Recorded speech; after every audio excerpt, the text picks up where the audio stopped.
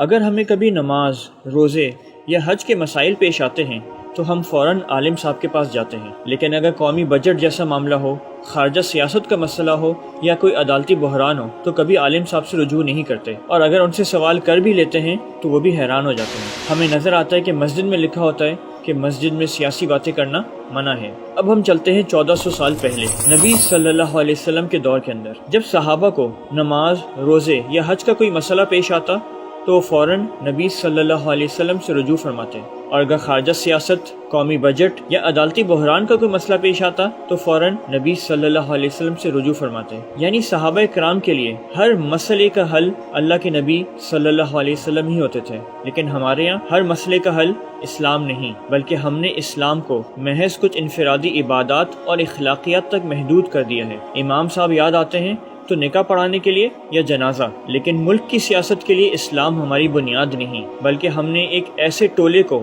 اپنا رہنما بنا دیا ہے جن کے لیے اسلام کوئی اہمیت نہیں ہے، جن کے لیے اسلام محض اسلامی ٹچز تک محدود ہے۔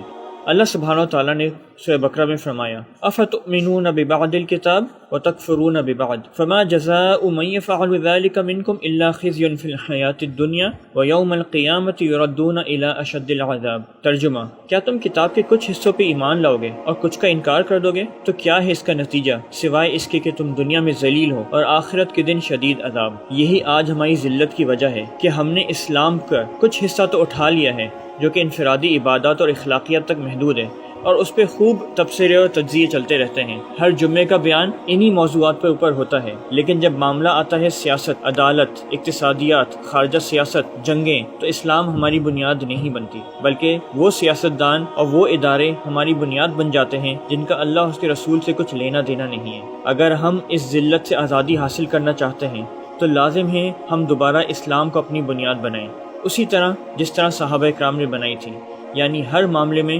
اللہ کے حکم کو سامنے رکھیں اور ان سیاستدان اور جرنیلوں کے باتوں میں نہ آئیں۔